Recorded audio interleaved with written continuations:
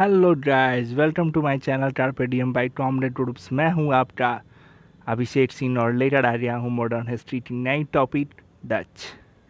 इसके पहले आपको मैंने पुर्तगाल पढ़ाया था। अगर आपने नहीं देखा तो जल्दी से जाकर देखें और अपने दोस्तों को भी शेयर करें। लिंक आपको डिस्क्रिप्शन में मिल जाएगा। मॉडर्न हिस्ट्री की कंप्लीट पैकेज चाहिए तो हमारे चैनल को सब्सक्राइब करें। तो चलिए शुरू करते हैं। हाँ, तो आप सभी को पता होगा कि मॉडर्न हिस्ट्री की स्टार्टिंग होती है आपको यूरोपीय कंपनियों के आगमन से, जिसमें कि आप सभी जानते होंगे कि सबसे पहले, जैसा कि मैंने पिछली वीडियो में भी बताया था, कि सबसे पहले आए थे पुर्तगाल, उसके बाद डच, उसके बाद अंग्रेज। तो हम लोग पिछली वीडियो में पुर्तगाल पढ़ चुके हैं और आज हम लोग पढ़ेंगे डच के बारे में। तो फर्स्ट पॉइंट है, पुर्तगालियों के पश्चात डच लोग भारत आए। जैसा कि मैंने बताया भी था कि पहले पुर्तगाल, उसके बाद डच। डच जो थे वो नीदरलैंड और हॉलैंड के मूल निवासी थे। नीदरलैंड को ही हॉलैंड के भी नाम से जाना जाता है। पहला डच यात्री कार्नेलियस हाउंटमैन 1596 में भारत के पूर्व सुमात्रा पहुंचा, यानी फर्स्ट डच यात्री जो कि कार्नेलियस हाउंटमैन था। मैं आपको एक चीज़ बता दूं कि हम अपनी वीडियो में शॉर्ट में बनाते हैं और टू द पॉइंट बनाते हैं, जिससे आपका क्वेश्चन पूछा जाता है। एक भी ऐसा पॉइंट इसमें इंक्लूड हम नहीं करते हैं जो कि हमको इम्पोर्टेंट नहीं लगता है। तो टू द पॉइंट होता है, बट एग्ज़ाम के लिए बहुत इम्पोर्टेंट होता है। जो पहली डच फैक्ट्री स्थापित की गई वह आपका मसूलीपट्टनम में 1605 में किया गया, और दूसरी व्यापारी कोठी यानी दूसरी फैक्ट्री आपको पुलिकट में 1610 में। आप इसको रिलेट कर सकते हैं कि 5 साल का अंतर था, फर्स्ट 1605 में और सेकंड 1610 में। दूसरी फैक्ट्री जहां स्थापित की गई वहीं पे उन्होंने अपने स्वर्ण सिक्के, जिसको पैगोडा को ढाला और पुलिकट को समस्त गतिविधियों का केंद्र बनाया। यानी आप कह सकते हैं कि उन्होंने पुलिकट को ही अपना मुख्यालय बना दिया, अपना सेंटर बना दिया। डचों ने भारत में प्रथम औद्योगिक वेतनभोगी रखे, जिसका मतलब है कि फर्स्ट बार डच ने जिसको अपने काम पे रखा उसको पैसा दिया और पैसों पर काम पे रखा। डच द्वारा स्थापित अन्य कारखाने सूरत 1616 में, बिमलीपट्टनम 1641, कारिकल 1645, चिंसूरा 1653, कोचीन 1663। तो ये कुछ फैक्ट्री हैं जिनमें से जो लगाए गए वो आपके सामने हैं। बंगाल में पिपली में पहला डच फैक्ट्री स्थापित की, बाद में बालासोर स्थानांतरित कर दी गई। ये बार बार पूछा जाता है कि बंगाल में डच फैक्ट्री कहाँ लगी थी, तो ये आपका आंसर होगा पिपली, या उसको बाद में कहाँ स्थापित कर दिया गया था, यानी हस्तांतरित कर दिया गया था बालासोर में।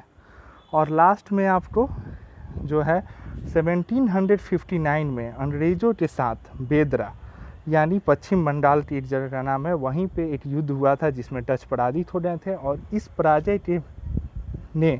पराजय ने ही भारत में उनकी शक्तियों को समाप्त कर दिया था। तो ये था डच के मेन इम्पॉर्टेंट पॉइंट्स। आगे हम लोग मैप में देखेंगे इनकी फैक्ट्री और कुछ ऐसे भी पॉइंट के बारे में बात करेंगे जो कि उतनी ज़्यादा इम्पॉर्टेंट नहीं है, बट उसके बारे में भी हम लोग जानेंगे। चलिए हम लोग देखते हैं कि डचों की फैक्ट्री कहाँ कहाँ थी मैप के द्वारा। तो फर्स्ट फैक्ट्री आपको इधर साइड में दिखाई दे रहा होगा, जो कि 1616 में मसूलीपट्टनम।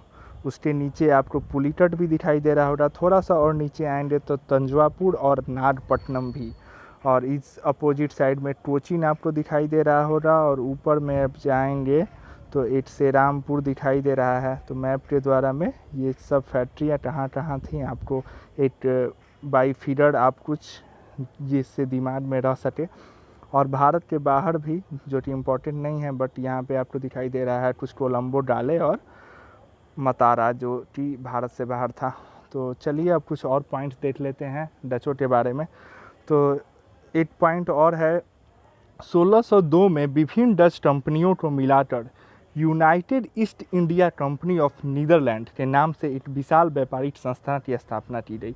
यानी वही डच कंपनियां जब आई थी तो 1602 में सबको मिला के एक United East India Company of Netherland के नाम से स्थापना किया गया था।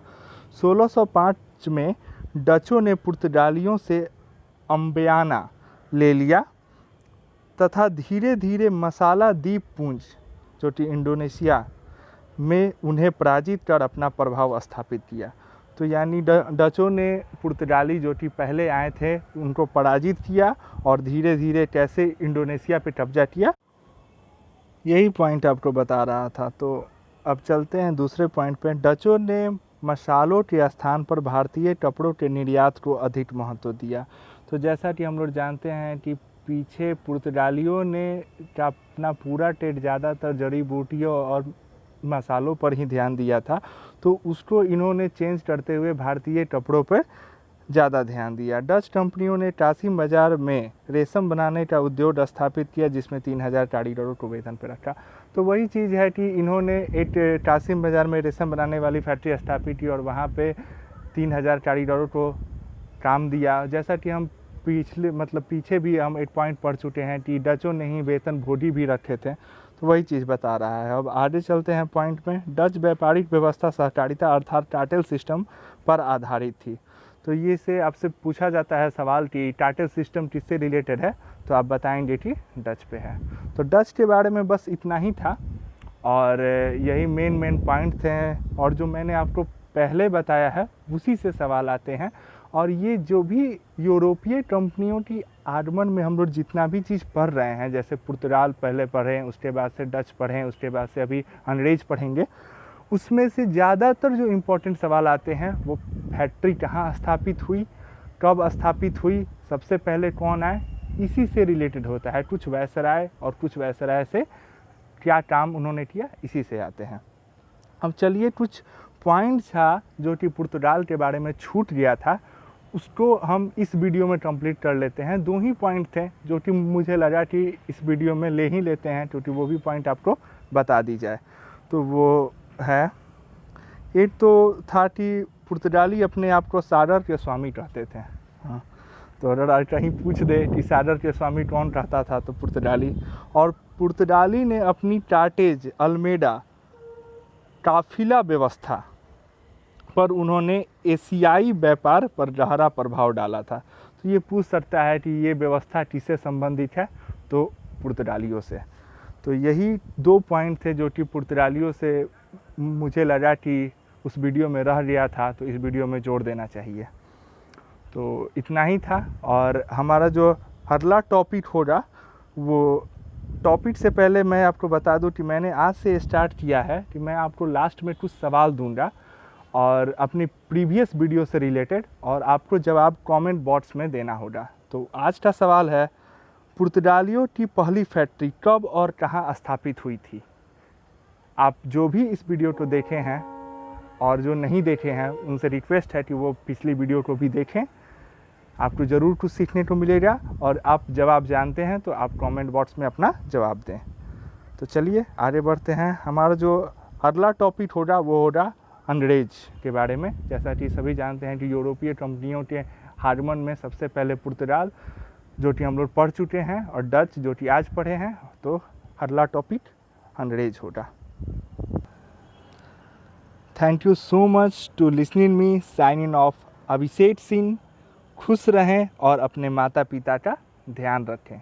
Good bye.